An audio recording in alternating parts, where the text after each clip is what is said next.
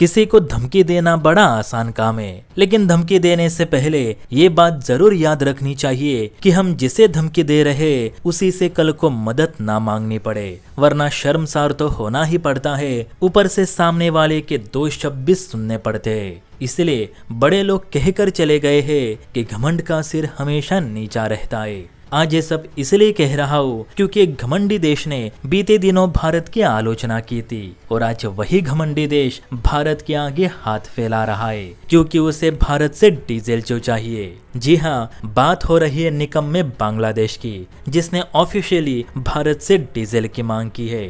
देखिए, आपके सामने Bangladeshi news agency Dhaka Tribune का आर्टिकल है, जिसमें बताया गया है कि बांग्लादेश के तारिक रहमान सरकार ने तत्काल रूप से डीजल की मांग की है। आपको याद होगा कि भारत ने 9 मार्च 2026 को अर्जेंट बेसिस पर बांग्लादेश को 50,000 मीट्रिक टन डीजल मुहैया किया था, क्योंकि उस वक्त हॉर्मुज से सीमित मात्रा में ही कच्चा तेल बाहर आ रहा था। तो उस वक्त भारत ने दया दिखाते हुए बांग्लादेश को 50,000 मीट्रिक टन डीजल दे दिया था, क्योंकि बांग्लादेश में हालात ये बन चुके थे कि तारिक रहमान सरकार को पेट्रोल डीजल की कमी के कारण स्कूल बंद करवाने पड़े, सरकारी दफ्तर हफ्ते में एक बार ही खुलते थे, पब्लिक ट्रांसपोर्ट सेवा टोटल बंद हो चुकी थी, लोग घर पे बैठे थे। ऐसे समय में भारत ने बांग्लादेश को डीजल देकर उसे बर्बाद होने से बचाया था और आज फिर वही हालात बांग्लादेश में बनते जा रहे, जिसे देख बांग्लादेश ने फिर से भारत के आगे हाथ फैलाने शुरू कर दिए हैं।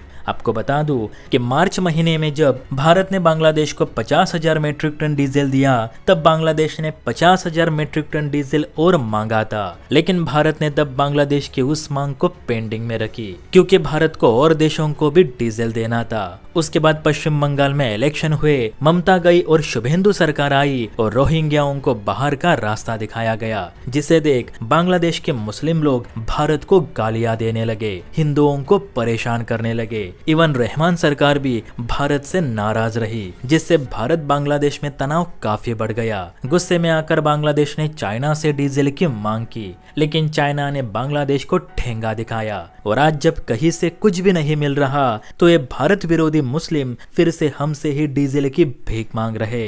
ढाका ट्रिब्यून के मुताबिक बांग्लादेश ने भारत से लगभग 30,000 मीट्रिक टन डीजल की मांग की है और वो भी अगले 5 महीने लगातार, क्योंकि बांग्लादेश के पास ना स्टॉक में डीजल बचा है ना ही पेट्रोल पंपों पर, जिस वजह से बांग्लादेश में महंगाई एक बार फिर आसमान छू रही है। हालांकि दिलचस्प बात यह है कि रूस ने भी भारत से बड़ी संख्या में अगले 2 महीने तक पेट्रोल डीजल देने की मांग की है, क्योंकि यूक्रेन के ड्रोन हमले में तबाह हुई अपनी ऑयल रिफाइनरीज को रूस अभी तक ठीक नहीं कर पाया, जिसे फिर से चालू होने में शायद 2 से 3 महीने का समय लग सकता है। ऐसे में रूस ने भारत से कहा है कि भारत उसे पेट्रोल डीजल देना जारी रखे। अब यहाँ भारत के सामने 2 ऑप्शन है, या तो रूस को पेट्रोल डीजल दो या बांग्लादेश को। दोनों को एक साथ तेल नहीं दिया जा सकता, क्योंकि भारत के और भी खरीदार है, उन्हें भी तेल की सप्लाई करनी पड़ती है और भारत को अपने लिए भी तेल चाहिए होता है। तो ऐसे में आप बताना कि हमें बांग्लादेश को डीजल देना चाहिए या फिर रूस को। सही जवाब कमेंट सेक्शन में जरूर दे। जय हिंद।